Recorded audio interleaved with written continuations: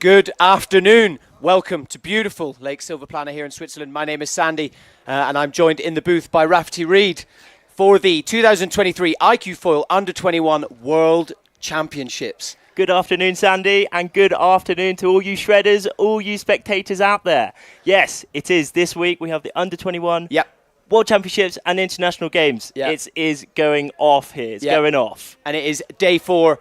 And what a day it is. We are already out and racing. We're going to be bringing you some amazing action. And yeah, why don't we take a little look at the schedule for the event coming up. Let's see how it's going. Let's see how it's going.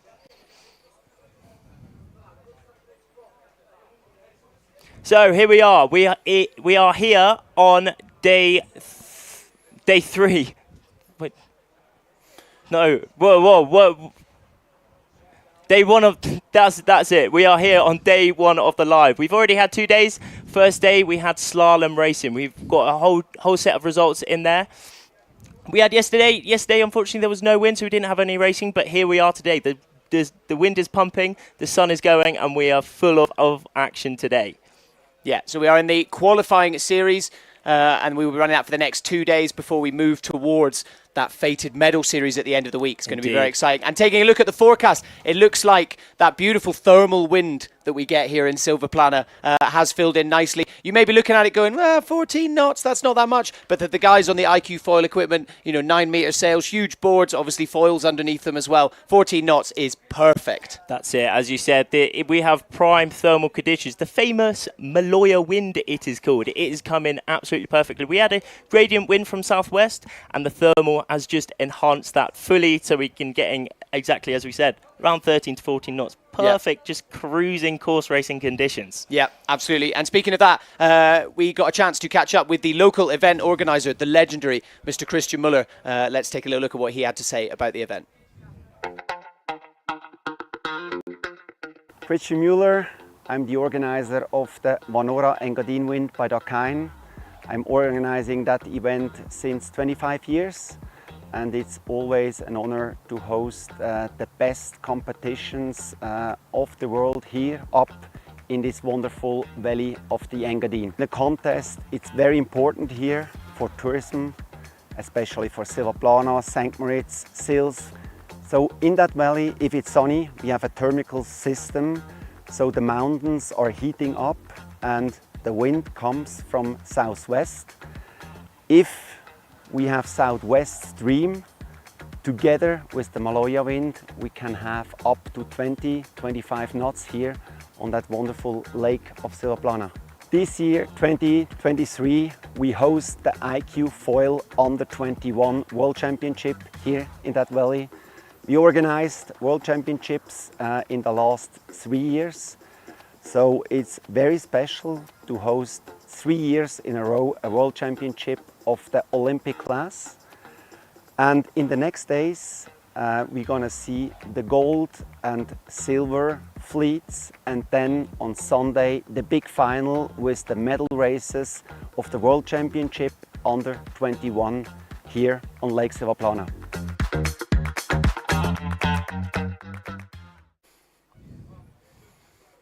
Great to hear from Christian there. He's just so passionate about this area, but also about the sport, you know, windsurfing and seeing the iQFOiL guys out here on the water. You know, I've chatted to him off camera as well as on camera, and he just seems really stoked that all of this is happening. That's the amazing thing. All the people involved in this organisation is just amazing. But yeah, so running into the equipment side, we have the iQFOiL. It is super technical equipment here. I mean, everyone is pushing it to its limits, but it's also the one design class. So it's basically all the equipment gets checked at the start, all by everyone, making sure the one design is sticking with one design. So let's have a look at what goes into the checkup and registration of the equipment.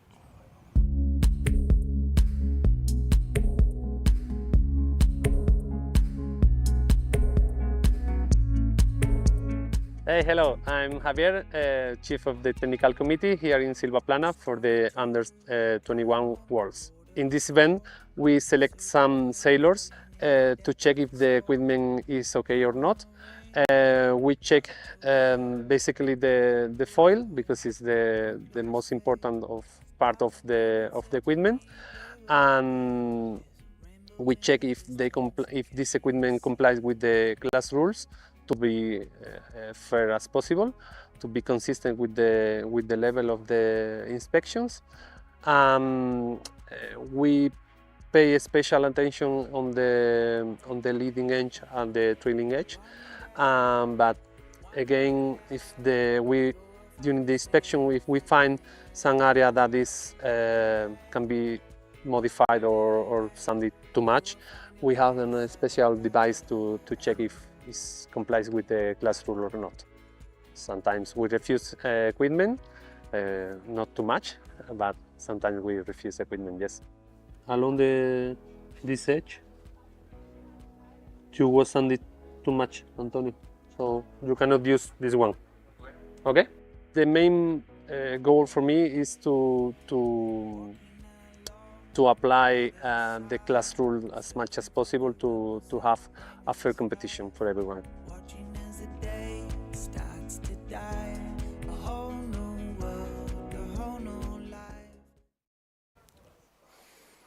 Yeah, there we are. Got a little insight to what goes on in the registration of the competition, just to keep it fair for everyone. Because as you see, I mean, everyone is on exactly the same equipment. So we're going to keep that as same as possible, so it's fair racing, and we get the best rider at the end of the day. Yeah, absolutely. You know, there's so much technicality in this class of windsurfing, and obviously, you know, there's so many riders as well, and it's important to make it fair. And it's just on the athlete. You know, we want the idea of the class and the equipment, and like you said earlier, is that it is one design. You know, nobody has an edge above anyone else in terms of equipment. Everything essentially is on the athlete, isn't it? No. And that's what makes it so exciting, and also pretty nerve-wracking for those guys. And with that in mind, we actually managed to catch up with a few of the athletes when they came off the water. So let's see what they had to say. My name's Elena Shandera. I'm a Swiss iQFOiler, and I'm very happy to be at this event. I'm just going into it and doing my best, because like there's not a guarantee that I'll make it, but I'm just gonna try as hard as I can. I mean, it's a dream. Look at it. Like, I don't think it can get any better than this, and I love that there's no waves, because that was quite tough in the Netherlands. So it's very flat. The wind's quite consistent, so couldn't get any better, I think. Hi, my name is Stanisław Turczyński, Pole 777. In the lead, I'm feeling pretty good. I'm looking forward to it. I think it's going to be an amazing week with strong conditions, because I like it the most. and yeah, it's all about, I think, tacking and being fast. Yeah, so I just came from Hague and I'm feeling pretty motivated, and yeah, although the Hague wasn't the best, but I'm feeling good for this event. I've been training downwinds and also some tags, you know. Hello, my name is Marion Couturier. I come from France and my number is France 11. Of this event, I'm feeling super good. The water is so well, and it looks windy for the week, so I hope we will have some good races there. My name is Henry Bloodworth, IQ racer / coach, mainly coach these days. I feel like I'm here to enjoy it, but I just know the second I'm on the start line, I'm going to be competitive as ever. Sick, isn't it? Like, the backdrop is absolutely unreal. I don't think you can match it anywhere in the world.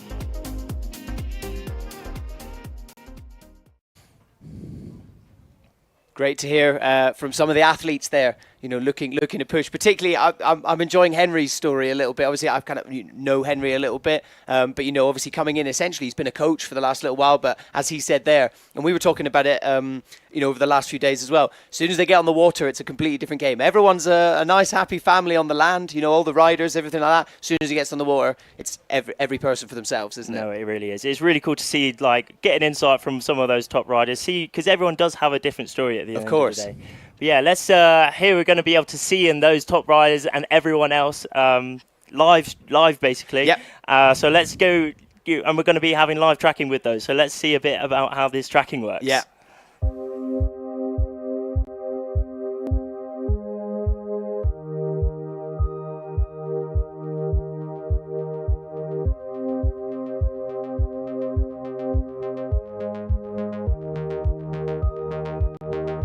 It adds a little pressure because everyone can watch the tracking then, and you can analyze the races after, and yeah, I think it adds a little pressure. To me, no, it's just a big advantage. If I'm making any mistake after the race, I can always check on the tracker and see. And also, yes, my family members can see me and everyone who are not able to be here. So for me, this is a big plus. And then I pull it up, and with the trapezie it remains still. It doesn't bother that much in the race, so yeah, it's comfortable. But I think it doesn't go in. Maybe here.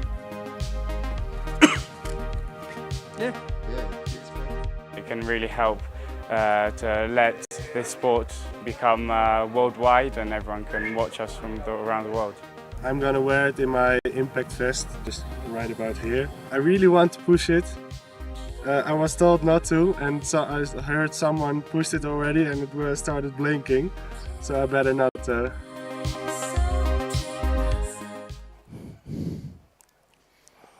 Yeah, it was super cool to have tracking, plus combined with this live stream, it's going to be super cool. And that big red button, I mean, if I had a tracker, I think I might. I'd press a button.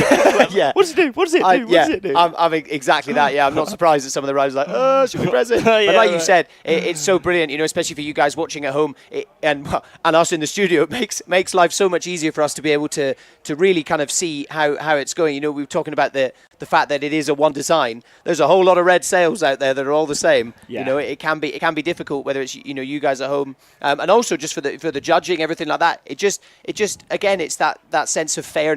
And making sure that everything is right where it should be in terms of the judging, making sure that everything is fair for the riders. No, it's really cool. And I think it's a really cool aspect that we're combining brand new technology with brand new technology with the iQFOiL. I mean, this class is way ahead of its league. I mean, you see some of the other boats. I mean, it's quite old-fashioned stuff, but this stuff is really at the cutting edge. Absolutely, and it's still a relatively new discipline, isn't it? It feels like it's been around for such a long time, because obviously foiling has been around for a while, hasn't it, and things. But as in terms of this as an Olympic discipline as well, it's still fairly new, isn't it? No, I mean, as you say, I mean, it's fairly new, but I mean, some of these boats, sailing has been around for hundreds of years. Of course, yeah. Foiling has only come into play, say, last 20 years, 10 years.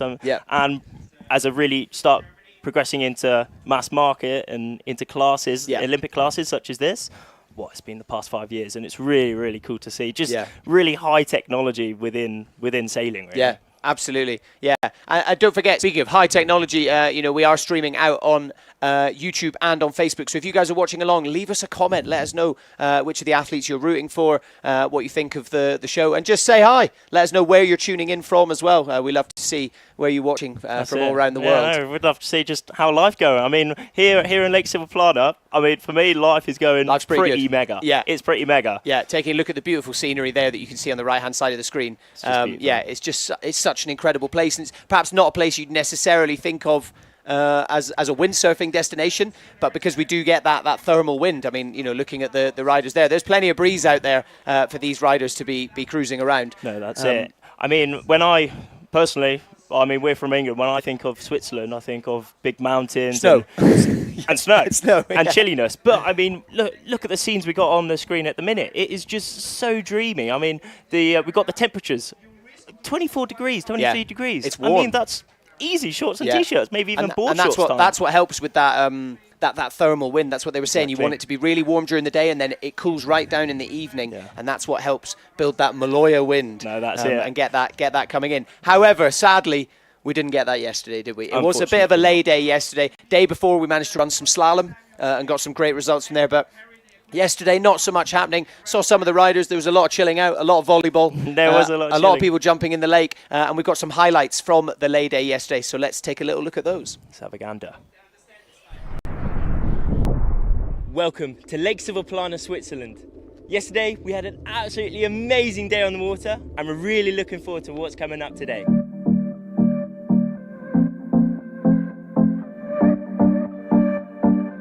The leaders coming into day 3.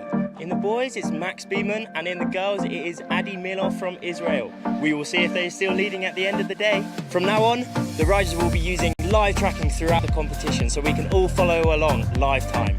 Let's see what the riders think of it. I like the idea of the tracking because I can analyze it afterwards.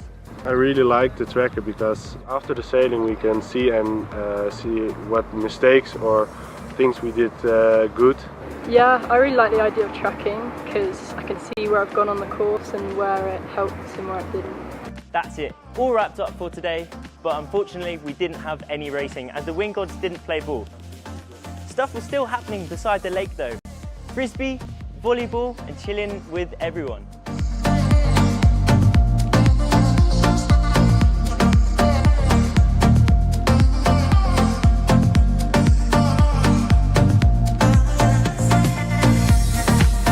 But we have a great forecast for tomorrow, so you won't want to go anywhere. Great video there on day 2. I mean, even with no action, these athletes are they're still doing sport. They're swimming. I mean, there was some heating up with the volleybable yesterday, actually, wasn't there? I steered well clear of it. I was like, it was all getting a bit too competitive for me. I was like, no, I'll save it. Yeah, save it for today. Yeah. I mean, I'll tell you what. I even saw a Gonzalo Costa-Hovel. He was having a little game as well. He was playing. He was enjoying volleyball yesterday. Yeah. It was everyone, and it's like what we were talking about before. As soon as you get onto the land, it is a big family, and everyone's good mates. And there's so many events in the year, and everyone travels to all the events, and everyone sees each other, things like that. And then it's as soon as it gets on the water, that's when it turns dirty. Yeah, that's the amazing thing. I mean, I think the overall vibe of this is still surfing. It's chilling. It's having a good time. The number one is still fun, and I absolutely love that. But I mean, when on land, it's fun.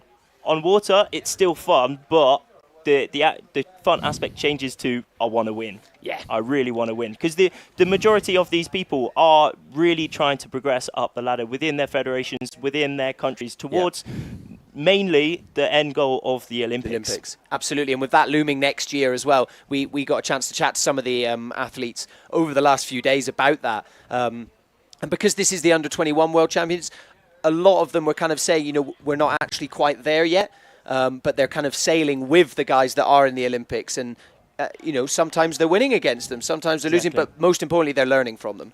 And that's where this great progression within iQFOiL exists, with the age brackets and obviously the gear changes as you come up. They're obviously now using the same gear as they would be, if they were in the Olympics. So they're on that edge now. A few of them, I imagine, will be vying for perhaps not Paris, but definitely LA 2028. No, for sure. The majority of these competitors will be trying to get that 2028 spot. I mean, it is a while away, 4 or 5 years away, but to get to the Olympics, to go to that elite level of the sport, it takes a very long time. And the majority of people here as well, they would have been windsurfing, they would have been doing the sport over 10 years. Yeah, absolutely. You know, it's not. It's rare to have the riders come in and have only been doing it for a few years. For most of the guys and even Olympic athletes, this is a lifetime addiction, I suppose. Windsurfing, and those of you watching as well, you'll know that as well. Even if you're not necessarily looking to qualify for the Olympics, windsurfing is one of those things that as soon as you start it, usually you're doing it for the rest of your life, aren't you? That's the amazing thing. I mean, you see within the sport of windsurfing, within the world of windsurfing, you see in kids from like 5 years old even, and then all the way up to some like grandparents even, and it's just so good. Once you get the bug, you get the bug. Exactly. It's so awesome, so sick. So as you can see up on the screen now, we have 4 minutes until the start of the next race, and it is course racing today, if any of you are just joining us. So that is an upwind and downwind course, so the riders are really going to have to be using all of the skills that they have. Oh, we've got some freestyle going on there. Good grief, yeah, he's getting in amongst of it. But yeah, here we are. This is not too sure what race number of the day this is. We've had a few before, but yeah, we're lining up for this now about 3.5 minutes until this start for the for this IQ fleet. So it will be an upwind start for those of you wondering how it works. If you're fairly new to this, so they will be starting going upwind, and if any of the earlier races from today are anything to go by, the start lines on the course racing are chaos. It is. I mean, the very first start we watched actually like on the side of the beach, and there was a few crashes. There was a few crashes. Yeah, there was. I mean, they're quite far away, and we heard some shouting as well, didn't they? Yeah. But yeah, I mean, the course we're doing at the minute, it's kind of the standard style regatta, upwind, downwind, windward, leeward course. Yeah. So they start with that upwind start. We have quite a long start line at this competition because the lake is fairly narrow. Yeah. Compared to a lot of things, the riders can go off port or starboard towards the side of the course. They go on that upwind mark right at the top of the lake. Yeah. They make their way down, and then they go for that one last leg upwind. Yeah. They make their way down, last downwind, through the gate, and then a short reach to the finish in front of all the spectators on the beach. It's going to be a cool finish. It's immense. They're essentially covering the entire lake. I went out and had a little look at the course. As you can see, some of the riders are starting to get ready as that countdown nears the start. But yeah, obviously there is that port starboard kind of bias, isn't there, within the racing. So I was always taught when I learned to windsurf, if you're on the right, you're in the right. For those of you a bit unsure about your port starboard, so if you have your right hand forward, you have right of way. Exactly. And what we saw earlier was some riders still opting to start off on port tack, so with their left hand forward. No, that's it. I mean, the pre-start starts even before the 3-minute gun, to be honest. I mean, there's so many things these athletes are checking out on the course, where the pressure is, where the gusts are on the course, and also which area on the start line is to go off best, because maybe one side of the start line, if you go off that side, you have a shorter course to do, but maybe the other side, you do have a bit more wind that side. And then there's also, as you touched on, the port and starboard rule. Well, absolutely, yeah. The people on starboard, they can go. Go. The port you have to move out of their way. You have to move out of their way, even if you've got a better line. Exactly. There's no choice. So it's difficult, and it was really interesting seeing. I wouldn't say potentially a third of the fleet in that first race we saw were starting on port tack. So it'd be great to see what these riders are going to do as we see them starting to get ready as we come into just over 1 minute before the start of this race. It is starting to be game time. I mean, we're already seeing the majority of riders actually foiling at the minute, because within this last minute, you're going to be wanting to be on the foil, having that speed, so you have as much safety, because off the start, you want 100% speed. You want to be going as fast as possible, essentially. 100%. As you go into it, there's no kind of messing around, and that's why it is so chaotic. Okay, and we're coming into our last 30 seconds of the start. But remember, the start clock isn't official. It just gets a gauge of the start line for us. But just on the right of our screen, that's one side of the line with all the flags on, and we see the other side just off into the distance. But they're all lining up for this start. As you can see, so this is the entire fleet for the course racing, so that's why there are so many of them on the water. The slalom, we separate them into groups, but for the course racing, you can see all of them, and you can see a lot of the riders opting for that starboard tack option. Yeah, but a lot are actually going off onto this port start. All 58 riders in the men's fleet going off on their start. Oh, there it is. On the third day. Let's go. But you can see the ballsy manoeuvres on port tack there. Whoa. Remember, the guys going towards the right of our screen, they have no right of way. The guys going forward, yeah. They can just go where they want, but they're all pumping super hard just to try punch out to get that clean air on Lake Silvaplana. Beautiful Lake Silvaplana there. So as we see, these riders are now going to be tacking their way up to the upwind mark, rounding that before heading back down to the gate. On the left-hand side of your screen, you can see the live race standings. So you have the sail number there and then the distance. So the distance there, that is the distance from the leader. So currently Italy 155 leading the race, and Italy 27 in 10th place is 65 metres behind the race leader. But it's looking like both these Italian riders have got very good starts. In the centre of our screen, Freddie Palloni just going for his tack. He actually started with a bit of sickness actually, but he's coming into this first day strong, really strong. He's had a great start and he's going up. Oh, you see? Oh God! God blind Freddie, absolutely putting on the brace. It's like Tokyo Drift out here, isn't it? Yeah, they're swagging around, absolutely swerving, but they're all going off. Like most of them putting in their tack to go up onto the right side of the course. But Freddie again coming into these two guys going on starboard. Absolutely. Let's talk a little about the tack that you just mentioned there. Let's talk about the foil tack. So being able to foil all the way around the tack. I mean, that is essentially the manoeuvre that everybody is wanting to pull off, isn't it? And it makes such a difference. If that board touches down, you are going to lose quite a significant amount of speed. The foil tack has only just come into the just come into iQFOiL maybe within the past 2 years, really. I mean, Harry Joyner from Australia, he was the first one to complete it. As soon as everyone saw it, it was like, oh my God, gotta go tack now. Still now, anytime a clip goes up on social media of someone doing a foil tack, it is viral. It blows up because it is a thing to behold, really. I mean, in this racing, of course, a foiling tack is going to be absolute optimal because you carry as much speed and as much power through that tack. Although you can still do a pretty much planing tack and lose barely any speed, but for sure all these guys will be having absolutely creamy tacks, just smooth.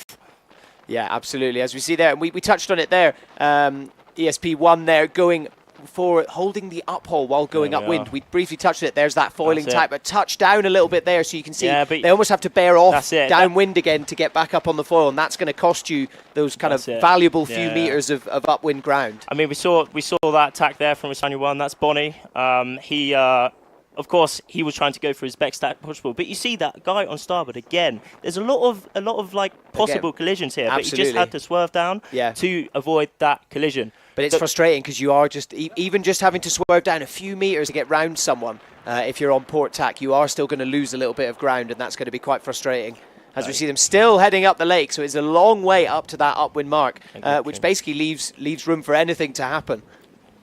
But I mean, this is it. With the course racing, the majority of riders, they do space out quite quickly because you can go on the right side, you can go on the left side. Remember, you have to go diagonally towards the wind. Yeah, you can't sail straight up into the wind for anybody watching who doesn't windsurf. Hidde Vandermeer can't sail straight up into the wind, so they have to zigzag their way up to that upwind mark before heading round that and heading down towards the gate. The gate is essentially two buoys spaced not too far apart. The riders can choose to round either one of them before they head back up to that upwind mark again. So there will be another upwind leg. Exactly. I mean, they're probably 3/4 away up the course now. We just saw Hidde Vandermeer on that port side going up onto this onto the right side of the course. For sure, he will be having to put one last tack before he goes into that upwind mark, but Japan 60 putting in his tack as well. Touching down there, so that's what we were talking about, seeing just having to kind of pump a little bit. It takes you downwind a bit after the tack, whereas if you can stay on that foil, you're laughing. It's extremely hard though, especially in these winds. I've been talking to some of the riders, it's extremely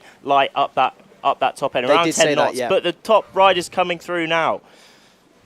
First, second, fourth, top 5 all coming through. It's still very, very bunched up. Leo Tomasini just coming through. He's coming into this day in second place, so he's going to be really wanting to put in some more and insane I think results. he heard he came in second in the last race as well. I heard the beach announcer say, so yeah, he's having a really good day. Yeah, as we see, look, chaos at that top mark. All the riders round and heading back on downwind. Cool, blimey, but Matt Jack on the left of our screen now, Poland 21. He's cruising down this downwind now. See, the stance is a little different. He's got his back foot out the strap, actually. It's looking like... So that's quite interesting. Why is he opting for back foot out of the strap whilst heading downwind? Usually that's potentially something you'd associate more with potentially going upwind because you can get your body further forwards. That's it. I mean, there is a range. Some people go back strap upwind, some back strap downwind, and some not at all, really. Some people just have it across the middle of the board, so they don't even use the strap at all. It really is all just preference. Again, there's no right or wrong way to do it, really, is there? I mean, of course there is, but you know, it's all about kind of finding what works for you. You know, as we said, the equipment is one design, so certain people will have, you know, different body types, so there will be different techniques that they'll find more comfortable to use. Yeah, but we see Michal a clear lead at the moment. Well, I don't know about that though. We see just to the right, 36 meters between place 1 and place 2 at the moment. But we will see at this bottom gate if that lead actually comes together, really. But here we are. This is Gaspard, the French dude. The top 2 riders here, Michal and Gaspard, just coming down. Gaspard putting in his jibe now. Maybe, we can see the gate just out our left off screen now. But bit of a it looks like coming together. Maybe Who's not. going to make this? Maybe not. Gaspard has got right of way. I mean, how just going behind close. him. But for sure, he's going to have to be going a little bit further down just to make that ley line. The upwind downwind course is so much about ley lines, really. Yeah, if you make the right ley line, you have the best VMG and you can go the best fastest and make the shortest course and overall be better in the overall. Well, ultimately, that's what it's all about. You want to cover as little ground as possible, really, don't you? That's it. Little ground, but also with as much speed. That's a really weighing up, really. But it looks like Gaspard Garfantan is taking the lead from Michal, just rounding that gate. He's going off onto the right side. Oh, Michal opting off both onto going the left. opposite ways, so you can see the gate there. Those 2 orange boys, as the riders come down, they will round it and they will head back off upwind, back up to that upwind mark. That's it. So most riders actually opting for that left one, so coming round on port tack. There we are. Duncan Monaghan just rounding that bottom mark now. Leo, he's not quite in that top 3 position at the minute. He'll be really wanting to bring it back, but a lot of these riders coming through now. Poland 21, absolutely cruising. Slipped down to 3rd place though. That's it, but Gaspard again, now he's leading, got the lead. Even almost 100 meters already. It looks as if the right side is paying at the minute. Absolutely. Well, I mean, it makes sense. That seems to be why a lot of the riders opted for it. I don't know whether maybe they watched Gaspard do that and went, oh, actually, maybe we'll follow him. That's it. But we see Gaspard just putting in his tack at the very top of our screen now. Not quite the plane. It looks very light out there now actually. I mean, that's the thing with Lake Silver Planet. It's around 1,800 meters up, so the air is thin. Yeah, and it is gusty, and it will kind of drop off, pick up throughout the day, and it does. You know, looking out of our window, there are a few kind of more clouds appearing. I don't know whether that potentially may kind of obviously decrease the heat a little bit, and we may find that it will kind of make the wind a bit gustier, drop off a little bit more. Yeah. As you see, Poland 21 back in that 1st position there. It looks as if maybe, but that's the thing. But then Israel, So it Edo looks like also coming in. Gaspard has dropped all the way back down to 6th there. It's very interesting stuff. This location is extremely tactical, and just from looking at those rankings at the minute, currently in this race, it's so tactical. You have to go the right ways. You can lose it just like that by making the wrong decision. 100%. And that, you know, it's one of those things. Whilst they're thinking about the tactics, you know, looking around it for wind shifts, looking at what all the other riders are doing, they've also got to be thinking about their technique as well. There's so much for them to be thinking about. These guys make this look so easy. And I'm sure any of you watching and windsurfing out there, even just cruising along on the foil like that, one hand off, holding your uphole, he looks like he's chilling. Yeah, I mean, he's really not chilling, though. He's not chilling at all. He's not. He's working so hard. But Gaspard on our screen at the minute. But we saw just behind Michal from Poland 21. He's made the right decision at that bottom gate, and he's really taken a really strong lead here at the minute. So it's paid off for him, potentially what was a gamble, because all the other guys followed Gaspard off to the right. Yes, Gaspard putting in his tack to go up onto this right side of the course now. He's still pumping super hard, but how clean was that tack? That was really nice. Was smooth, wasn't it? I touched down for a split second there, but largely, he was just cruised straight round that. Look who's on our screen now, Henry Bloodworth. He's climbed right up the rankings. Henry Bloodworth straight up into 2nd position. Top lad. He's one of the older guys in this fleet at the minute. But bringing an awful lot of experience, you know, primarily a coach now rather than an athlete. Exactly. And you know, kind of on the other side of his career compared to compared to, you know, a lot of the other riders But that that's he'll be it. with. But he brings all that wealth of experience. And like he said in the interview you may have seen earlier, he's chilled. He's not trained too much, but he's like, I know the minute I get to that start line, that competition mode is going to kick in, and he's going to be out there trying to do it. No, yeah, Henry, he's a proper lad, absolutely top G, and he's been the height of windsurfing for a long time. I mean, and he's still in it. He's slightly gone onto the side of coaching now, but we see him having a bit of fun in the competition now, and he's in second place. He's still got it. Yeah, he's just gone back up into second. He dropped into third briefly. Obviously, you'll be looking at the race standings on the left-hand side. They will be changing an awful lot because these guys are going to be crossing over each other as they head back upwind to that upwind mark. So that is why you will be seeing them changing so much. Israel 16 up into second place now. Oh, Michal on our screen now. How clean will this tack be? Not too sure, but he looks like he's still in that first place position. But he's got a good lead on. Ooh, so how as we close see is them that? Getting towards that upwind mark there. Michal, Poland 21, rounding in that first place. He's making his way down onto his penultimate leg, the last downwind. He's just cruising now, isn't it? How nice is that shot? Yeah, absolutely. I mean, Gaspard just in that second place. Not too much separating second place and third place. Henry sadly dropped down into sixth. But looking really excited as we see two of the riders going straight in for their jibes, getting that done early. Yeah, that's it. I mean, as we've said many times, it's all about the tactics. Do you go on the left side? Do you go on the right side? And on this downwind, they'll be looking behind them. Yeah. Where is that gust? Because visually, they will know where the gust is. Yeah. They can see the water gets slightly darker. They can see that pressure come down, and downwind, they can catch it all the way down to the bottom. And there needs to be a certain level of flexibility for them in terms of tactics, doesn't there? Because there are so many wind shifts, things like that. You know, in their head, maybe they're like, no, I want to get a long downwind run and kind of jibe as I get down towards the end. But then they see a gust and they go, do you know what? Actually, no, or a bit of a wind shift. Let's jibe now. Yeah, I mean, Poland 21, Michal, he is split off from the pack at the minute. Pointing so far downwind. Yeah, you can see some of the other riders on the other side, I think. The rest of the top 5, the top 10 have gone off to this left side. I mean, we're looking at them right here and up right now. So you can see, everything's jumping around so much because the riders are still sort of crossing over as they head down there. That's it. A majority of these people now putting into this, into their jibe. In the middle of our screen, Henry Bloodworth. He is still probably in that top 10. He's comfy to be in that top 10. How is he gonna? Hopefully he finishes in that top 10. Go Henry, go on lad. Putting in his jibe now. How clean? Nice Beautiful and slow, jibe nice there. and smooth. Yeah, Jill jibe made that look far too easy there. He's too good. That's why he's a coach, though. That's why he's a coach. Gaspard back up into first. God blimey, yeah. Well, we'll see. I mean, I think this is Michal. Yeah, Michal on the right. Yes.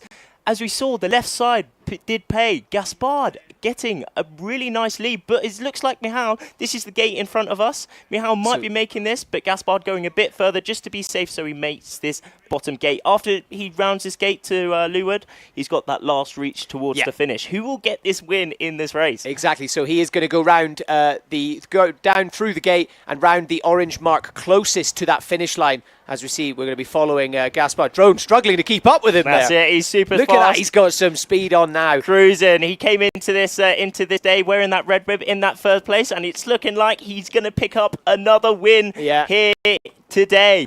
Where's the finish? There's the finish. Just not long left. So we've got the boat upwind and then that white boy downwind, and he will cruise through. Cruising through, one hand on. Chilling. He's just too good. Well done, Beautiful. Gaspard. Top lad. And in that second... good grief! Oh, could that be a meal? Oh, that'll be interesting to see what that was. That was Michal. He was spending a lot of time in that race, actually, in the second place. God blimey. But that second place, that third place was extremely close. Yeah, that's going to be interesting to wait and see, how that plays out. Yeah, there we are. But Gaspard taking this win in this race. Who was next? Was it his French counterpart, his teammate? Not too sure, or Michal from Poland. We will see. Either way, Michal and Gaspard were kind of trading, going blow for blow there for first and second place, weren't they? That was, they were, I don't want to say streets ahead of everyone else, but there was a bit of a clear advantage for those guys. As we see Gaspard Carfentans, the race winner for this. So 20 years of age, current event standing in third place. So he's having a good event. He certainly is. I mean, and I'm pretty sure he's just won the first 2 races of today as well. So he will now be leading the men's fleet here in the Under-21 World Championships. So here are some replays of the day so far as we were checking out. Look at that It looks so awesome from the drone, all of them crossing over. So the guys heading to the left-hand side, they are on the right-hand side of the boards, right-hand forward. They are on starboard tack, so they are in the right. Oh, cool, blimey, you see there. Oh, bit of tacking close to each Espana other having there. a bit of a bit. It's all about that tacking. Yeah, You're seeing full that tack. tacking. You can gain or lose so much. I mean, tacking.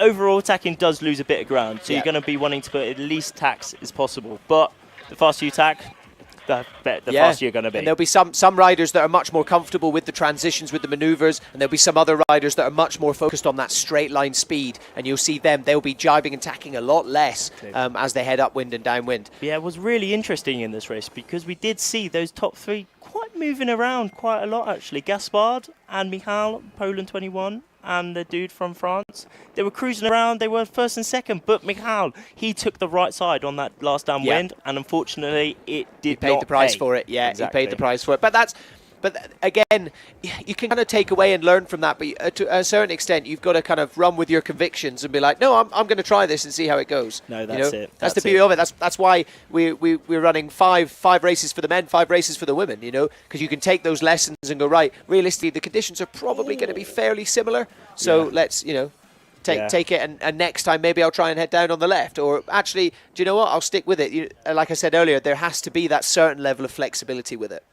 No, that's it. I mean, they're racing all the way. Oh, yeah. Okay, we're going to be going to an interview. Very soon. Let's see how that race went for the athlete. Yeah. Congratulations. This is you're on the roll. How are you doing it? Yeah, it's really amazing to race at Silva Plana. The conditions are quite difficult, but what is really amazing is that it's never over. So sometimes people were passing me, and with great tactics you can always come back because there are always some wind shifts and some gusts, and I really enjoy racing on this lake.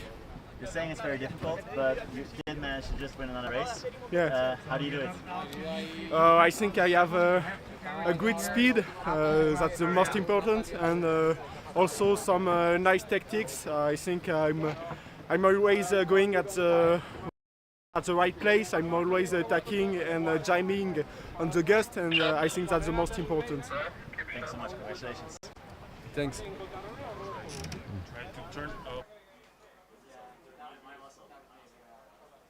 Awesome insight to Gaspard Garfantan, the dude who just won that race. Yeah, he's going to be pretty stoked. As he said, he loves racing here. As we can see on the screen, all of the riders coming in now. So they will be, this is the men's fleet. They will be bringing the kit back into the beach. That's a whole lot of windsurf kit to bring up the beach, all that. And now it will be over to the women. So the women's are heading out on the water. And that's they're kind of going to be trading, throughout the day. As I said, we're running 5 races for the men's fleet, 5 races for the women's fleet. And it will be men, women, men, women, men, women, to give the guys a little bit of a break. Exactly. After 20 minutes, it's around 20 minutes, the course racing, isn't it, per race. So after that, they are exhausted. That's it. I mean, as you said, we're going to be having alternating races, men, women. Yeah. Just to give them a break, but also at this lake, no coach boats are allowed, actually, just because the lake is quite small. So as you see here, after every race, all the riders, all the athletes come ashore to take a quick break, refuel, take a little drink going, and potentially have a little discussion with their coaches, their family, whoever they're out here with. Say whether you've had a good race or a bad race, it's good to kind of come in and decompress a little bit. That's it. I mean, there still are coaches here. Coaches are on land, but you see, I've been seeing some of the coaches. One even asked to fly a drone earlier. Yeah. Just to watch their riders and really help them throughout the race. There's a lot of dedication to it, isn't it? Well, it goes down to it. It's such a great way of coaching. If you've got video of you doing it, it's much easier for you to kind of visualize what you need to do differently. Certainly is. I mean, that's the thing about some of the coaches. Most of the coaches are like well-acclaimed athletes themselves, and they've moved into coaching. 100%. But here we are, the race results. Gaspard Garfantan taking that win, and it's actually Emil. Emil did beat Michal, that was a photo finish. That was an absolute photo finish. Michal taking that 3rd spot. Stace in that 4th. Ido Pomeranz from Israel in the 5th spot. Henry, what a lad, taking the 6th spot. Yeah, he'll be pleased with that. Following the rest of that top 10. Absolutely. And we've got some comments coming in on Facebook and YouTube. Don't forget, wherever you guys are watching, either on Facebook or YouTube, leave us a comment. Let us know where you are watching from, who you're rooting for, and where you're watching. Yeah, where you're watching. if you're treading out of water. We've got Billy Shore, a regular commenter, loves all the windsurfing media, loving the commentary and live footage. Hello from a wet and windless south coast of the UK. Hey, Billy. Hope you're all good. Andrew Turvey, is the water really that colour? Yes, it is. As you can see there on the drone, it is this kind of beautiful blue colour. You'd expect to see it in the Mediterranean, but we have it here in the middle of the mountains. It is amazing water. And we've got one more comment from Sam Ross. Happy birthday, Sandy. It is Sandy's birthday. Happy birthday, mate. Thank you very much. Is this a good place to be on your birthday? It's a beautiful place to be on my birthday. And Sam Ross, of course, very much involved in the iQFOiling as well. So great to see Sam checking in. He certainly is. Again, he is the British women's, the Olympic team coach. The coach, yeah. So all the people from like aspects of the sport, but also from the windsurfing world, water sports world are watching in, which is so cool to see. Yeah. Hopefully it's all going amazing for you lads. Yeah, absolutely, yeah. As we come into the kind of last sort of 30 seconds or so, minute to 30 seconds left until the start of this race. So this is women's race number 3. Awesome stuff. But we're seeing a decent group down that port end, actually. I'm not sure who's on the starboard because they're quite behind us, but a decent amount down that port end. Not long to go at all until this race start, around 10 seconds. Let's see what's happening. And they're all foiling, getting ready. Not too long, 5 seconds to go. Let's get it going. Not too long to go. Here we go. This looks like the race starting, and there it is. As you see them all, it's that sudden pump. Oh, someone's gone down there on the right-hand side of the screen. That's the thing. At the start, it's a really, really extremely crucial point of the race. They're all going to be working it super hard because they are pumping. What does pumping do? It gives you a little bit more speed, a little bit more upwind, trying to cover, trying to roll the people, trying to punch out from the group and get that clean wind on the lake. Yeah, absolutely. It's such an important part of it, and I'm sure any of you windsurfers will know you've had to pump your sail before, and you may look at these guys on 9-meter sails and go, you don't need to pump, you've got plenty of power. But as Rafa said, it's really important that they get every little inch of power out of that sail to translate into speed. Certainly is. But here we are. They've already gone off. Yeah, I mean, as we saw, we're looking on our screen now. A decent group going onto that left side, but also a decent group going onto the right. It looks almost as if it's 50-50, so it will be very interesting to see which group comes out on top of the lake. But just going across on the right of our screen, Merve just cruising up onto this right side. Will she have made the best decision on this right side? Will she get the gust? Will she get the lift? But they're cranking, just heeling that board over, heeling that sail over. Absolutely, and looking over at the current live standings, so we've got France 11 currently leading. But again, because they're kind of crossing over all the time, as soon as someone tacks, they will drop right down that standing and then quickly find themselves back up again. So, you will see those race standings changing an awful lot. If you're just joining us, the distance on the right-hand side of the race standings, that signifies how far away they are from the current race leader. So France 11 currently leading, and as you can see, GBR 323 in 10th place, 163 metres behind France 19. If you've joined us earlier, you will have watched the little video about the trackers that all of the riders are wearing. And that allows us to essentially GPS track and know where all of the riders are on the lake, making it easier for the judges to judge, making it easier for us to see, and ultimately for you guys at home to be kind of keeping up with the race. That's it. I mean, we see here Marion and Sophia from Germany coming across our screen now. They're looking fairly close together. Not too much separates them at all, but there will be small differences. One may be going slightly more upwind, one may be slightly going more fast, and we'll see which comes out on top. That's a really interesting point. It was something I wanted to discuss with you as well, because, from my own experience windsurfing and everybody else, there is that certain point where you just go a little bit too far upwind and you feel that speed starting to disappear, don't you? There is a really, really fine line to it. Exactly. That you've not got much margin for error with that. You go, do I try and push up a little bit further upwind, or shall I actually, I've got some great board speed at the moment, let's keep on this line that I'm on now. But that's a cool thing. These riders, they have low and high mode, really. So they can go low mode, they can go from, they want to concentrate on speed. Yeah. They might be doing this, maybe they've got a gust or something like this, and they're really trying to get the speed, or maybe it's a tactical move towards the rest of the fleet, and they have the high mode where they can really just go as high as possible. Majority of riders will be going high mode off the start just to really pinch and get that clean lane off the start. But going off onto this left side, that is indeed Adi Milo. Adi Milo, so her, coming away from a win in the slalom as well.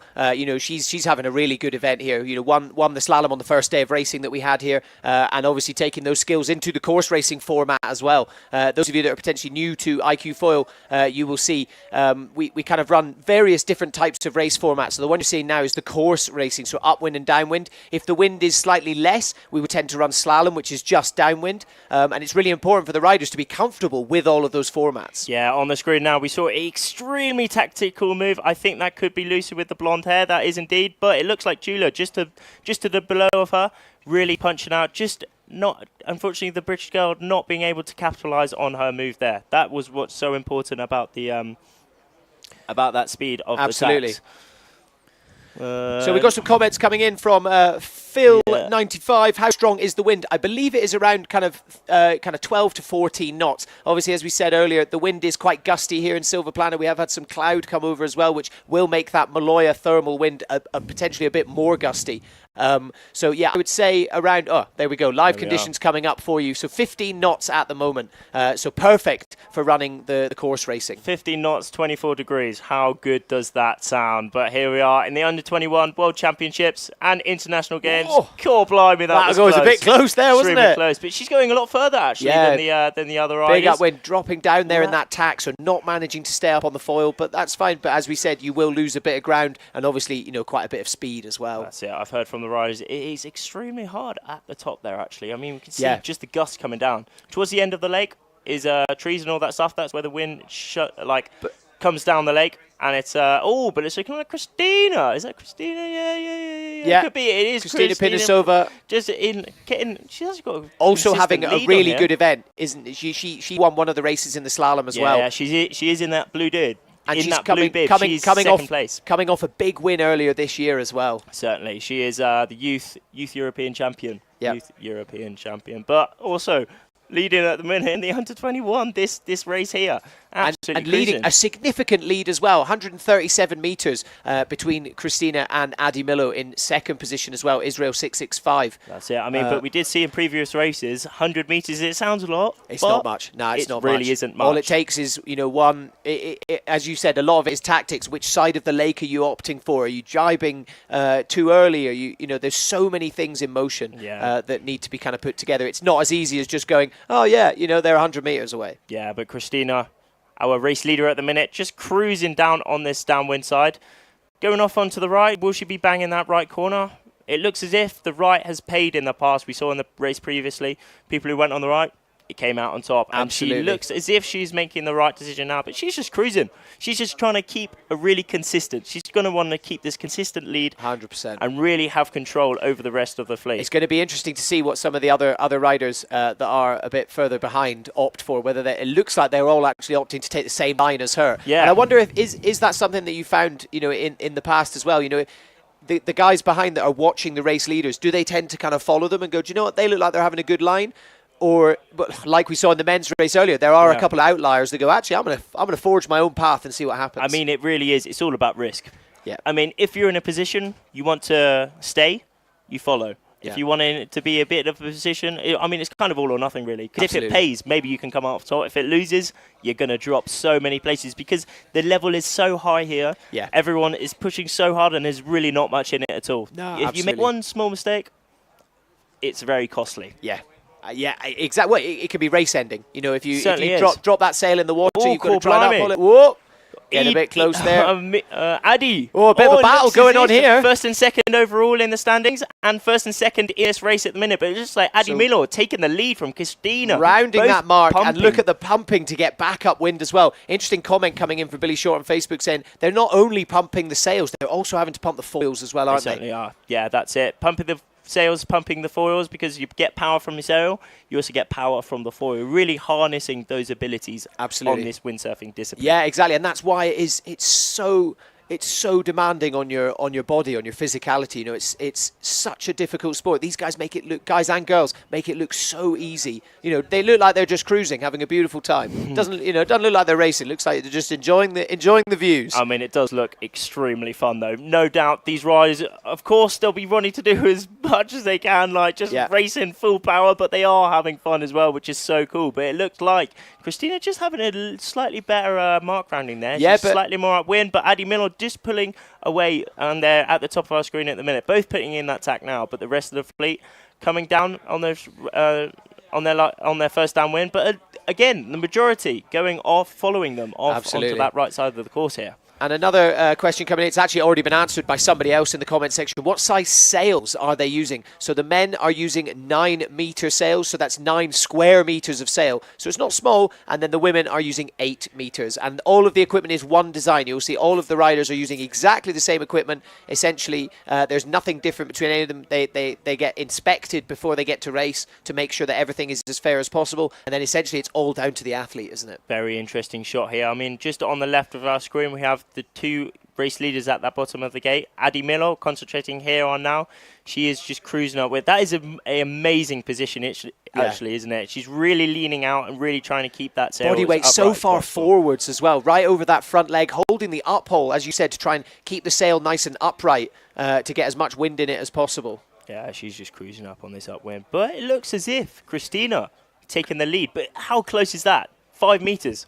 That is absolutely nothing. Extremely close to these two. Whoever can get the gust, whoever can get a bit more speed will be coming out on top here to this upwind mark. Oh, blimey. She's just cruising. But it would be interesting to see how Christina's doing. And also, Italy 4 coming in the munch of it. It's all extremely close. But these top 2 riders, it looks as if they've pulled out, haven't they? I think they've definitely pulled away from the rest of the fleet. It doesn't look like there's much between them at all. And these two girls have actually, they've been in a battle for this entire event. They were in a battle for the slalom. They've been in, a battle for the whole time, really. So it's going to be really interesting to see who is going to take this. But equally, we can't count anybody out. No. Anything can happen. We just saw Amber on our screen there. She's putting in an attack. Not far behind those leaders at all. But Christina... Okay, Christina has definitely taken the lead here. Adi Miller just to the right, she's put in her attack, but Christina dropped in the tack there a little bit and had to go downwind. So now, yeah. How's the tack from Christina? Oh, it's good. It's good. Slowing down just a little bit, but it looks as if she's in a bit of a lull there. Yeah. Oh, it's Italy 4. So still, she's got... Blimey, all changing up to at the top of the everything changing at the here, top, isn't it? So yeah, Italy 4 taking the lead. Linda Oprani taking the lead here, but again, not much. We saw how close it was. We thought, didn't they? But those two were. We literally just said it. Exactly. And then we said, but equally, anything can happen, and anything has just happened. That's what's so cool about this racing, about this course racing format. So much tactics in it, as well as speed and VMG. It's amazing. Marion Coutier on our screen, in the middle of the screen right now, but just in front of her, Linda Oprani, Italy 4. Will be very interesting to see. Up into first place, who comes up into this this last upwind mark. This is their last upwind mark. After this, it's a downwind and then through to the finish. But Linda putting in her tack now. How is the tack? Oh, it's light up there. Yeah, which is interesting. How gusty it is. When we were doing the slalom the other day, they were all saying it was much windier up at the top end of the lake. So it just goes to show what we were saying earlier about how, the wind does change so much. You can see in the sky there in the background, the clouds have come over a little bit, which may be kind of affecting that Maloya thermal wind. As we see some of the riders heading round that upwind mark and making their way back downwind towards the gate. Linda Oprani taking the lead at the minute. Cruising, absolutely cruising. So you can see her on the screen there. Only 16 years of age, currently in 5th. In this event, but entered 7 events, so already quite experienced. And that's what we were saying. Despite this being the under-21s World Champion, she could enter the under-17s as well, the under-19s. But coming here, challenging herself with some slightly older, potentially more experienced riders. That's it. I mean, the girls behind her, though, those 3 riders, that top 4, they're really attacking her. Yeah. Marion Coutier having a really good leg down this left side. Could she overtake Linda? We will see when they come together. It's predator and prey right now. God, but you can see how gusty it is. I mean, Marion there, she looked super powered up. Then she just there's a nice bit. Looks like there's a nice bit of breeze here now. Exactly. Yeah. We heard the right side is paying at the minute. The right side is paying. The closer you go, but you can't go too close, obviously. Yeah. It looks like she's kind of managing to maintain it. Yeah, it's interesting. I mean, there was a very big attacking move from Marion there, trying to follow her. Those guys are cover her, but unfortunately it hasn't quite paid off. I mean, and then is it Christina up at the far end as well, just jibing? I think. Oh no, it's Addy. It's Addy. Addy putting in so Addy choosing to jibe nice and early there, and then that's a very safe move from Linda there, just attacking at the same time, really keeping her lead, really trying to control those people behind her. So yeah, manages to maintain that lead after that kind of jibing exchange there. As they head down towards the gate, they will round the gate mark closest to the finish line, and then it will be one last reach. This top three for the girls, though, it is extremely close. Anything can happen. There's a jibe to go, there's a last downwind, and there is a reach, full power reach. We know how hard they can push there. Come out of nowhere, blimey, Marion having a little bit of speed over Linda there. Yeah. Could she take this win? She's going past her. She's going past her. She certainly is. Addy sitting still quite far upwind of the rest. But Linda, of them. she has got the we see her pumping the foil a little there. Bit there. But yeah, optimal position as we see both of them jibing. Coming together. Good exchange. Cool, blimey. Linda still just having that optimal position, but they're getting close to each other. Ooh, cool, blimey. Cool, blimey. But Linda taking that lead. It'll be interesting on the Marion opting to head further upwind. Yeah, it's the same thing happening again. But Marion taking cool, blimey. Absolute drag race towards the finish. The last legs. Top two positions here. Marion Coutier just to the upwind of Linda Oprani. They're extremely close. Who's going to catch this leader? There won't be too far to go. Finish. Another photo finish here. That's it. It's looking like Marion's just popped Marion looks like she's just ahead, but equally... it's going to get too close, I can't tell. Oh, blimey. Okay. That was... I don't know. I don't know. Let's wait and see. That was for I'm going to say I think that was Marion took that. You think? Yeah, because she was just, I don't know. Maybe it's just from the way we were looking, because she was so close to the boat. I'm not sure, but that was so interesting though. Towards the end of that race, there was some really rules being used. That was a really good exchange there. Exactly. So we'll just wait for confirmation of the winner of that race. But what a race that was. Mega, wasn't it? But we could see like how. Let's go back into the highlights. Back into the highlights of that race. That was good, wasn't it? Oh, that was good. Addy, a bit of a commanding lead from the majority of that race. Kristina Pinisova kind of dropping out a little bit at the end there, sadly. But yeah, we're just waiting for the final standings. But yeah, Marion with an exceptional performance there. I mean, we did see there following Christina at the minute. She did have a pretty nice lead at the start of that race, but then we saw there Addy Miller just taking in front of Christina there. Yeah. Cool, blimey. And then this is that downwind exchange between a few of those riders that was so exciting. Here as we see. In this position, Linda does have right away. It's the windward-leeward rule. Basically, the person on top who's covering there has to keep way, but he got that drag race to the finish. Holy moly, that was mega. Let's wait and see. Let's wait and see. As we see, it looks like the men's fleet heading out. Yeah, men's fleet heading out now. Remember, it's the we're having alternating races here. It's going to be men go, women go, men go, women go, just to allow them have a little break, a little fuel up, little maybe talk with their coach. Yeah. Just to kind of decompress, reevaluate what just happened, and get ready for the next race. Get ready for the next one. Exactly. Yeah, it's all about and so much of it. We haven't really necessarily spoken about it too much. There's so much mindset going on in this as well, and that's a huge part of it. You may be physically ready for it, but whether it's kind of nerves, you may have had a crash in the previous race, and that may affect your performance in the next one. You need to come in and you need to quote Ted Lasso, you need to be a goldfish. You need to forget about it. Certainly do. They have a 10-second memory. You need to get in. You need to forget about that race. It's happened, and let's move on. And likewise, if you have had a really good race earlier, you need to carry that with you. Exactly. You certainly do. I mean, these riders at the top of the game, so as well, the mental side will be at the top of their game. They're really working hard to keep everything as in check as possible. Here we are. The conditions, 50 knots. It's just lovely course racing conditions. It's perfect. It's dreamy, absolutely dreamy. Wave height, 0 meters. Well, because it's a lake, it's super flat. It's absolutely no waves. Extremely flat. And it looks like it will be Marion that took the win. Was it? Was it? Let's get confirmation. Is it Marion taking the win? I think they're queuing her up for an interview, but yeah, still waiting for final confirmation. Yeah, it will be interesting to see what she thinks even. I mean, we're not here to judge. We're here to watch and talk. Go exactly. Team Hungary coming in from Sarah on YouTube. And let's head over to an interview with the race winner. Marion. You just won the 4th race of the day? Third race. Third race of the day, sorry. It was an extremely tight battle to the finish line. You guys were half a meter apart. Yeah. How was that last race for you? It was super exciting. In the open I was second and I gave all I had to pass her in the finish line. It was a motivation for me to win finally a race, and I hope to do the same for the two other coming. Super happy. Nice, well done. Yeah. French is doing very well today. Yes. Sorry. French is doing very well. How come you guys are doing so well today? I think we have a lot of training in France, and we are also sailing with the senior fleet, so for us it's a big achievement there to win races, and I think sailing with the senior is really pushing.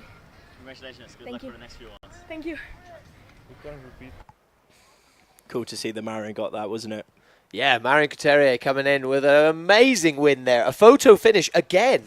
The same as her countryman Gaspard in the previous race as well. Yeah, no, that was top tier. I mean, I don't think that's quite right, unfortunately. But it is Marion, but that's Christina on the screen now. But yeah, no, Marion taking that win, followed by Linda. Yeah. And that was, as I said, a complete photo finish there. Linda with a pretty commanding lead for the whole of that last kind of downwind leg back down to the gate. But yeah, just at the end there, Marion kind of getting a commanding presence over her. And I don't know, as we said, I don't know whether that's kind of a mental thing there. Yeah, I mean, it's full power to the end. I mean, what was it, mate? Half a board length, quarter of a board length to go. Yeah. I mean, and throughout a whole course. For it to come down to centimetres, it's just incredible. Yeah, it is mega. Yeah, absolutely incredible. Tommy Millard on YouTube. Conditions are looking super cheeky. Yes, super cheeky. Cool, blimey, Tommy Millard. How's it going, mate? Good to hear from you. Proper cheeky indeed. They're creamy. Proper lovely. Proper Keith lovely. Stark, do you know what the temperature of the water is? I don't know exactly what the temperature of the water is, but I can confirm it is quite cold. It is fairly chilly because, apart from summer, there's snow at the top of the mountains, and just over the top of one of the mountains is a glacier. Yeah, so that's where the water is coming from. So that can kind of give you a good idea how chilly the water is. It is very cold. I felt like Wim Hof when I jumped in earlier this morning. Yeah, You know, it takes your breath away. But you're also seeing the athletes, you know, they're not necessarily wearing winter wetsuits or anything like that, but realistically, these guys are at the top of the sport. They're not really falling in, are they? No. Something has to go really wrong for them to fall in. And even if they've dropped the sail or anything, they're not necessarily going in the water, are they? They're just going to up-haul it again. Yeah, I mean, that's it. I mean, usually they're not falling in, but as they're all pushing the limits extremely hard, things do happen. There are explosions, absolute explosions on the course. They certainly are. They can end in some... a few holy moly moments. A few holy moly moments, a few bit of swimming, and I'm sure we're going to see some of those this week. Absolutely. I'm quite surprised we haven't seen them already. God blimey, yeah. You know, and I never want to, especially given, you know, what we saw in race 1 of today as well. That start line was chaos. There were so many people falling over. Whilst we would never wish anyone to, you know, of course, fall in, break gear, and ultimately hurt themselves. Yeah. We never want that to happen. It is nice to have a little bit of drama. No, that's it. I mean, after I saw that crash, I did go and check with them after the race. I mean, majority of them, unfortunately, they didn't do that well in that race because there was damage, because they didn't have that fresh start. But luckily, they were all completely fine, and they were all running, trying to fix their stuff, trying to change it, trying to reset. Yeah. And that's what you've got to do at the top of this World Championships. It's that never give up mentality, isn't it? You know, you don't let a setback like that hold you back, do you? Yeah. You know. But no, interesting stuff. Right, who's your bets on this race? I mean, we saw Gaspard. He's won so many races today. Yeah, I mean, it's hard to count anything against him, really, isn't it? That's it. You know, and like I said earlier, you know, from that mindset side, he's coming in with some confidence now, isn't he? You know, he's come in, he's had a little bit of a rest, he's had a drink, he's probably had a chat to the coaches, he's probably had a little bit of an ego boost as well. Everyone, you know, selling well done, everything like that. Hopefully that's going to get him out there, but he can still maintain a clear head. It doesn't look like the conditions are changing at all. That's it. It still looks very much the same, as you said. Perfect conditions for course racing. Yeah, it's amazing. As we come into our last 20 seconds of this start, a lot of these riders coming in, a lot of them off on port again, which is extremely interesting. We have Italy 155. Very Leo interesting that they are wearing opting to do that. Maybe there is a bit of a bias in the wind that we potentially can't see, but it looks like we are coming towards the start line now. That's very interesting, actually. One of them going off onto the starboard and then tacking immediately. Tacking to go out on port, yeah. Yeah, very interesting stuff. But again, it's all about tactics. But the Italian rider, just on the left of our screen, looking like he had an absolute banger of a start. Yeah. On the right, not... On the left-hand side of the screen there, yeah, Italian rider, he is cruising up ahead of everyone. But it looks as if some of the riders are going back down to the start. So what does that mean? It means it's a general recall. Ah, yes, it does. It looks like, yeah, everyone is heading back down. Yeah, general recall has been confirmed. So all of the riders, so it was a bit of a false start. So it looks like a couple of riders potentially went over the line too early. Yeah, that's it. I mean, when people are over the start line, we have what's called a general recall. Yeah. General recall means everyone's recalled back to the start line so we can do that start again. All the riders then go to the committee boat. They have a look at a whiteboard.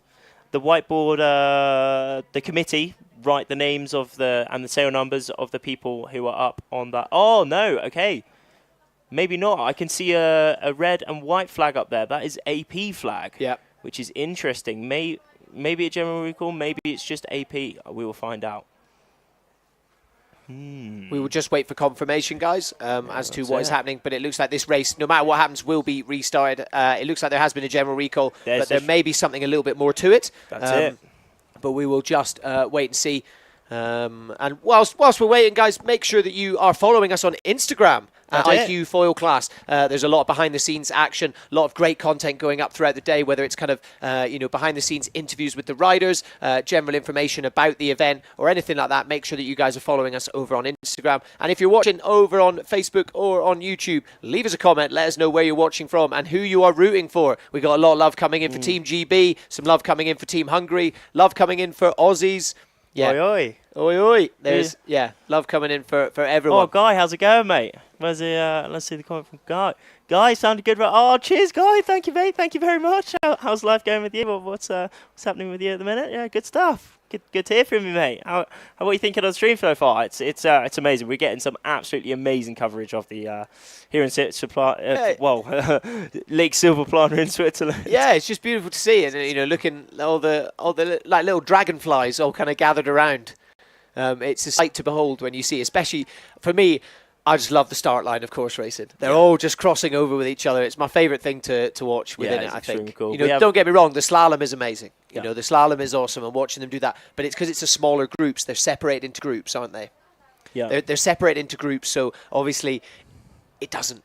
When you've got that many riders all out, all together, it's such an impressive sight to behold. No, it certainly is. Yeah. We have 58 riders for the men here in this fleet at the minute, so we did see a lot of them bunching up at that start line, trying to figure out what's going on, really. Yeah. But we're looking I'm pretty sure it's a general recall. Yeah. As you said, that AP flag's got up for some reason, but I would say we've probably got a few minutes, realistically, until we will be jumping into the start of that race.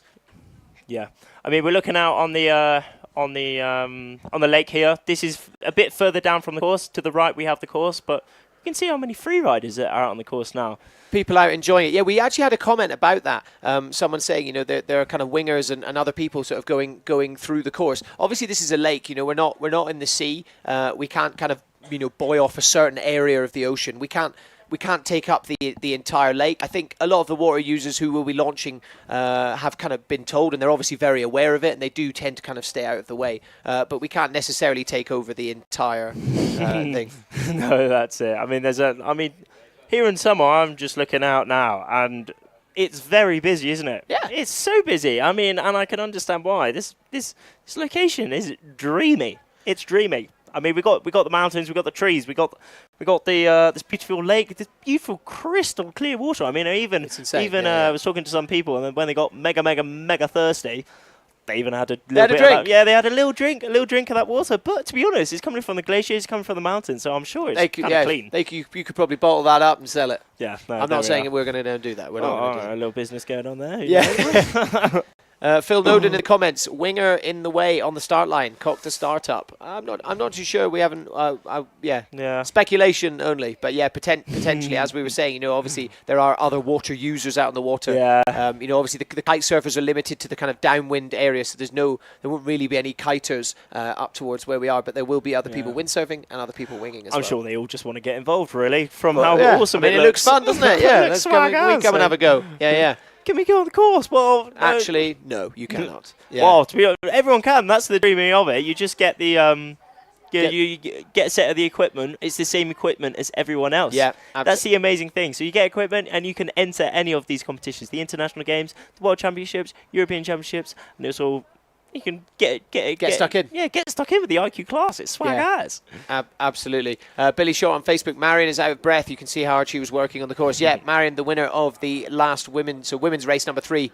Marion, French rider, came in to do it, and she was exhausted. She certainly and that, was. you know, further proves what we've been saying about how physically demanding the iQFOiL is as a discipline. Yeah, no, it certainly is. As we look at this race results for the women there. Yep. Well, anyway, we're looking at this committee boat here. We can see some flags up on that committee boat. We can see that yellow flag up. We are coming into this men's start, the race number 4. Race number 4 coming up. Not too long to go. Call blimey, it's all going off. Look at the race there. Whoa, they're getting so close to each other. And off. Oh, how close was that? Over the start. The German rider coming out onto this left side. Very interesting that he's almost the only rider coming up onto this side. Very spaced out from the pack already. Yeah, look, everybody else, he's literally the only one. But sometimes maybe that fills you with a bit of confidence. You feel like you know something that nobody else does. You know, if you got to carve your own path to a certain extent. If you spend all your time looking at what all the other riders are doing, you're never going to make it round the course. That's it. Davis Mazes, Latvia, 29 on our screen now. Oh, he's even got the sunglasses on. He's styling out. Not messing around. He's styling out with the sunglasses, and he's styling about. out with the iQFOiL. He's just absolutely creaming These up. two riders getting super close to each other. Just upwind Finn, Val Erzen. Be very interesting if Val manages to overtake, but it's just like Davies has seen him and he's putting in that tack. Oh, go on. Oh, no. Oh, he nearly went in there. That was proper naughty, though, wasn't he? He nearly made that full nearly foiling foiled all tack. the way around it. Yeah. God, blimey, how sick is that? But and also, we see them cutting through the rest of the fleet that are heading upwind. So obviously now they are on port tack, so they will need to move out of the way of all these other riders that are coming up. So there is a certain level of risk there, as you said. That's it. With opting to tack early. You don't want to have to cut through the rest of the fleet and potentially lose some ground downwind. No, that's it. Slovakia 2, Robert, just below our screen. Again, it looks like he's had a good start, but just upwind, Japan 60 and España 339. Extremely close. I mean, if you look at basically how you figure out the how someone is in front, you're looking at that line that the wind's coming down the lake. You draw a line horizontally down the lane and you look, but there we are. Having a little bit of humdingers going on there. Yeah, really that was close, wasn't it? Someone else putting in the job there. This is all extremely close. This is lovely. So pole 46, Daniel, 19 years of age, current event standing 29, so he will be looking to improve on that, and it looks like currently he is, but as we've seen from the previous races that we've covered today, anything can happen. Yeah, go Daniel. I'm rooting for Daniel. He's a proper lad. I've been friends with him for a long time, and he's loving it. He's loving the iQFOiL. Awesome. And he's still racing it. It's absolutely amazing to see everyone having a sick time here on Lake Silvaplana. Daniel again. Cool, blimey. Go Daniel. Top lad. He's just cruising upwind, isn't he? He's having a look down of him. So it looks like, according to the race standings, he's actually in 6th place at the moment. So currently pole 107. Sitting in first place, but as you can see, 135 meters between them all. As you can see, they're all kind of tacking and cruising upwind, so they're not actually that far apart in terms of who's actually leading it. It's kind of all on who's taking the best line, essentially. No, that's it. I mean, we're seeing they're already quite spaced out. That's the cool thing about the course racing. A lot of them go off onto the left side, the right side, different angles on the course. Yeah. Absolutely. And we're seeing maybe the left side has paid as we see that group on the right. They're really having a really good lead on these guys coming towards the left of the screen. It's very interesting. You see Ron right at the top. It looks as if he could be leading. España 339. Has he got it? It'd be very interesting. Yeah, heading right up into the corner of the lake up there before choosing to tack. I guess once you've gone onto that port tack, so that left hand forward, so the guys that are basically heading towards the top of your TV right now, they don't have right of way, so it's a difficult risk to make. Yeah. And you kind of don't want to be cutting through people that are going on starboard tack, do you? But it looks, Daniel, Poland 46. He's back up there ahead. As if he's got a bit of lead distance at the minute, but Max it's all changing up. Max Beeman also right up there, GBR 262, coming off a kind of pretty severe foot injury. Wasn't sure how he was going to do, and he actually ended up winning the slalom the other day. Exactly. And is also performing pretty spectacularly in this race as well. That's it. As we see them all rounding that upwind mark. That is Pole wicked 46 stuff. now starting his... coming in. How is this going to play? Oh, oh, how are those tacks? Those tacks are extremely important, and they're lovely.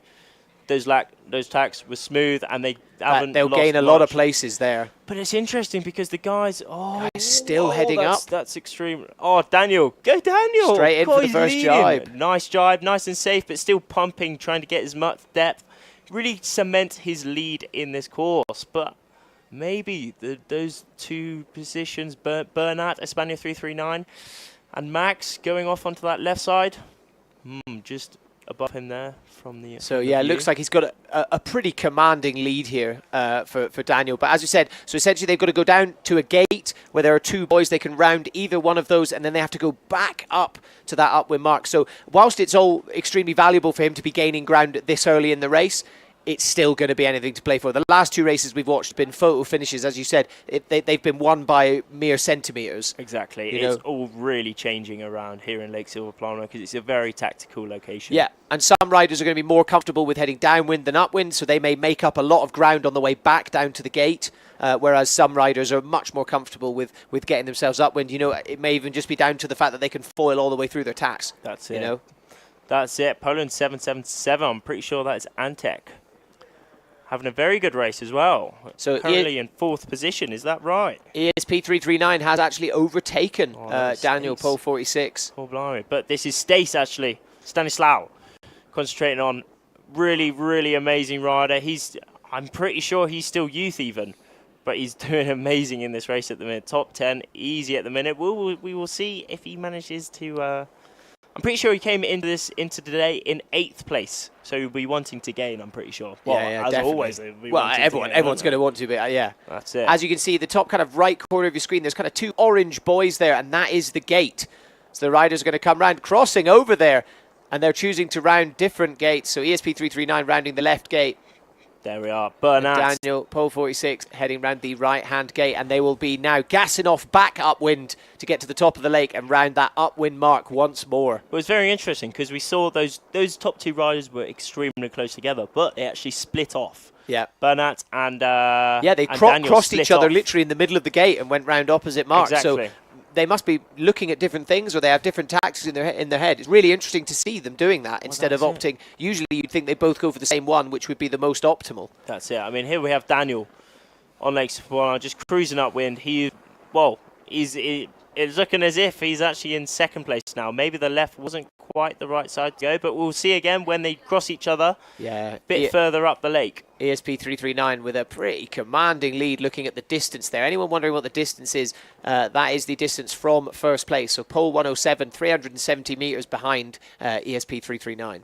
God, there's a lot of riders out there though, isn't it? Oh, yeah. It's impossible. It's impossible for us to call it right now, essentially. So, yeah, I mean, we can see this lake is it's not massive. I mean, to get to the upwind mark, they have to tack at least 3 times. But we're seeing the leader here on the left of our screen. He's very spaced out, actually. He's 19 years of age. Bernat, we can see that's Thomas. The two of them heading up together, look. Oh. Was that someone coming? That's someone coming back down. There it is. That's them heading up. There we are. So Bernat Thomas, 19 years of age, current event standing 9th, so he's within that top 10. He is. But he's going to want to try and climb a little bit further if he's going to be wanting to look at the medal series as we get towards the end of the week. But as we see there's not much separating these guys at all in this race at the minute. Frost 379, only 60 metres behind and gaining even. Yeah. Now 50 meters has jumped up into second place. So Gaspard having another amazing race. Gaspard Carfentan, France 379, coming off a win in the last race. Again, what we were saying earlier, he's carrying a bit of confidence with him now. Wow. As well as all the technique and the skill and everything like that. But I imagine he will have been given a little bit of a boost there. As we see him on the screen there. Wow. Really giving Bernat a run for his money. That's it. I mean, Gaspard has gained so much.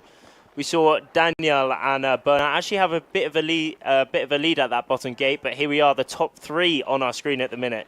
Gaspard putting in those pumps, but closely followed by Bernat. Really trying to dominate and control Gaspard in this position. Yeah. It will be about this tack though, I think. This tack, if Gaspard does a insane tack, maybe even a foiling tack on this side, he could come out on top of Bernat. Absolutely. If one of them manages to foil out and the other one doesn't, then I think that'll give them a pretty clear lead. But, you know, these two guys are at the top of their game. I'm hoping to see... Looks like Gaspard struggling for power a little bit. Coming into his tack now. How will it be? So, and Bernat as well. Oh, silky cruisy smooth. tack. He dropped down a tiny bit. Oh, Bernat also with a great tack, and he has maintained, a bit more distance upwind. It's very interesting, though, because at this position, I mean, Bernat is more up at wind, but it's all about this ley line. I'm pretty sure this will be their last tack before they go to this last upwind mark of their race, and it will all be about who has the best ley line. But as Bernat is a bit more upwind, he can go a bit further. He can be a bit more like... A bit more chilled about it. Yeah, look, he's essentially... He doesn't look like he's going that far across it, really. Yeah, I mean, what happened here, Gaspard had to go a bit higher upwind, meaning that he went a bit slower at that high mode. So, yeah, Gaspard having to really pump to get himself around it, just getting around that mark there. So that's what you're saying, yeah, about ley line. Choosing to jibe straight away. Not much separates these guys at all, though. Maybe even 10, well, 30 meters. There we are, 40. Not much at all. But Gaspard opting to go off onto this right side of the lake. Very interesting. Yeah, he's going to continue cruising round. So, yeah, Bernat opting to jibe straight away there. That's it. I mean, in third position, our current event leader coming into today was Max Beeman, but he's quite far behind, which is interesting. These top two riders, third place though, it's not too bad. But do you remember Daniel? He was in a really nice place at that bottom mark, but it looks like he's dropped back a bit, unfortunately. Maybe he went the wrong side. Maybe have a bit of an explosion. Who knows? Who knows? Absolutely. Love coming in. Go Gaspard Carfentan from Ollie Wood on YouTube. What sail size they have? The men's fleet are using 9 square meter sails and the women are using 8 square meter sails. So every rider is using the exact same equipment. Yeah, for all conditions. All conditions from 6, so 7 crazy. knots to 35 30 knots. Yeah. Always it's the massive. same. Yeah, it's huge. But they can tune these sails. But here we are. Oh, okay, Gaspard. Looking like he's definitely taken the lead here, which is very interesting. He went onto this right side of the course, and he's gaining. But Bernat, so really Gaspard only done one jibe, I would say. Yeah, at the minute. But Gaspard will be having to put in 2 jibes to make this downwind mark. Yeah. Whereas Bernat only 1. Well, in theory, if he makes his ley lines correct. So as we can see on the top right corner of your screen, those 2 orange buoys, that is the gate. So that is the gate they have to go through. Yeah. Both these riders have to go through that left one that we saw just to leeward, just to below it, and then to a full power drag race to the finish. Will we have a scenario another that photo we had finish? In the, it could potentially be. It looks like Gaspard has a pretty commanding lead. I'm pretty sure that's Bernat coming down the course on the top kind of right-hand corner of your screen there. As you can see, Gaspard is significantly further downwind as he goes for another jibe there. Because as Rafa just said, he will be going round that left-hand mark on your screen now. There we are. Wow, I think he's quite downwind. He's smashed it. So he's round that. He is now cruising on the last reach, and he will be heading towards that finish line. All he needs to do is maintain what he's up to. Just needs to hold on now and just be as safe as possible, as his downwind was just incredible. Yeah. Maybe he did take a little bit of a risk there with deciding to head off to the other side of the lake. That's it. We saw them that split one up. Big jibe, and Gaspard will easily win this race, crossing over the finish line. One hand off, chilling again. Again, one hand. Gaspard Carfentan winning the 4th race of the day. Little punch in the air. Yeah, little punch in the air there. Bernat taking the second. Is it Bernat? It is indeed Bernat. Thomas taking that second place here on race 4 in Silverplana. And it looks like it will be Max Beeman in third as well. Go on, Max. Go on. Go on. Go on, lad. Yes, yeah, go on. Beautiful. Good lad. So Max Beeman crossing into third place. Straight podium. Back. Yeah, good stuff. Good stuff. He'll be really wanting to keep Italy these podium 155. results because, as we saw, he's wearing that golden bib. He is going in today in first place. So let's take a look at some replays from that race. That awesome start. I love the starts. That's good stuff, though. I mean, we see that towards the start of the race, that's where we see the most humdingers, the most situations, the most moments, and at the marks, which we see here. This is that first upwind. Oh, blimey, how close is all this? That was really interesting. A couple of those riders, you know, coming right up and choosing to almost tack round the mark rather than kind of round it like most of the riders we've seen doing today. You know, they've been on essentially kind of an upwind course, and then they'll just round the mark, but instead of actually tacking right round it. Yeah. Interesting tactics there. No, that's it, and we saw the interesting tactics there from both Bernat and Gaspard.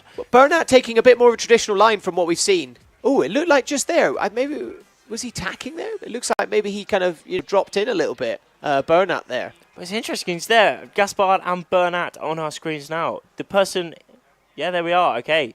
So there's the tax there, heading round that top mark. But Bernat still winning, still leading that race on the second. Until this is the point where it made the difference. He went off in that direction. Gaspard chose to stick with that line, head over to the far side of the lake, and then that kind of one jibe. So essentially two just really long reaches downwind. Exactly. Gaspard coming towards the finish.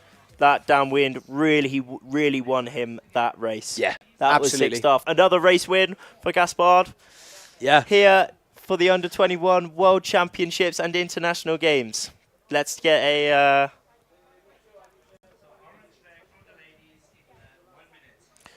Yeah, exactly. So Gaspard will take another win. So yeah, unlike the other races, not a photo finish, a pretty clear lead there from Gaspard, and it's going to be really exciting to see how he does. And with that in mind, why don't we take a little look at the current event standings, so where the riders are sitting. Yeah. So currently the top 10 for the women, Kristina Pinyasova up in first place. So has had some really good racing. Unfortunately, didn't quite manage to get the win in that last one that we just covered. But still, you know, overall, she is at the top. Yeah, she is in a really good position. She's our current Youth European champion. Yeah. And she's currently dominating for the Under-21 World Championships as well. Yeah.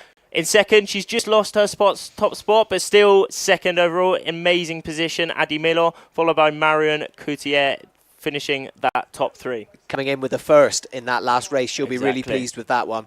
And then Linda Opandi from Italy, that's who she was in that real big battle with towards the end there, that photo finish. So Marion just pipping her to third place there. So yeah, that's what it currently looks like for the women. And let's take a little look at the men. Gaspard Carfantan, yeah, he has dominated today in the course racing. Absolutely smashed it. Picking up lots of race wins and winning that race that we just saw there. Followed by Leonardo Tomasini. Second place. He's very young as well, actually. Really doing well in this competition so far. Yep, absolutely. And then, of course, Davis Mazeas, Latvia 29, in third place to round out the podium. It's really cool, actually, because Davis is the only person from Latvia here. And he's really near the top of the one-man band, yeah. Exactly. I wonder if that sometimes maybe helps them a little bit, because sometimes if you're from a country where there's loads of riders here, maybe sometimes, I don't know, but equally we see the Polish team and there's a lot of them and they all stick together and they look like a real gang and a real family and they're all bigging each other up and things. But I wonder if you're the only rider, I don't know whether you maybe feel a bit more pride and you're like, no, I really want to make a statement for my country or something. Yeah. Maybe that is something that's driving them. I don't know, I'm just speculating, but no, it's I do wonder. Yeah, because for sure there must be two sides to it. I think so. Like, for sure, being you're the only one from your country here, it's going to be... But the thing is, all these riders, they've spent so much time and so many years together that everyone knows them. Everyone knows everyone. I'm really good friends with Davis. He's a proper legend, and we're always chilling each and every day. It's awesome stuff. It's awesome stuff, absolutely. Everyone. But here we are. So the men's fleet just coming in after finishing their 4th race of the day. Yeah. And comments coming in. Eugene White, Alex from Ukraine is the best. Yeah, we've got a Ukrainian rider as well. We do indeed. Alex from Ukraine. Speaking of riders just by himself, you know. And then, yeah, of course, Billy Short as well. Gaspard has climbed up from 10th place on the last beat. He's making some great decisions, but also has some board speed. Yeah, I think for him it's the decisions that he's making. He's decided he's not going with the pack. He's taking it easy, going off doing his own thing, and that has really paid off for him. Cool. I mean, we're just looking at the beach here. Chaos. Absolute chaos on the beach. There's a lot of windsurfers on the beach. Absolute chaos on the beach. Why don't we should we take a little look at some replays? Let's take a little look at some replays from some of the racing that we have had today. Start for the day, the fourth race for the men. Another hectic start, but luckily no mega crashes for what we could see. Yeah, so this is just some highlights from the racing that we have covered so far today. So yeah, rounding that top mark. So those of you, if you're just joining us, we've been doing course racing, so upwind and downwind racing. So covering every aspect of windsurfing, essentially having, jibes, tacks, trying to stay on the foil throughout the tacks, and then ultimately a kind of across the wind reach at the end. But we saw Henry Bloodworth just coming across our screen now. He was beating Gaspard at one point. He was. He had a good race. I think he ended it in 6th.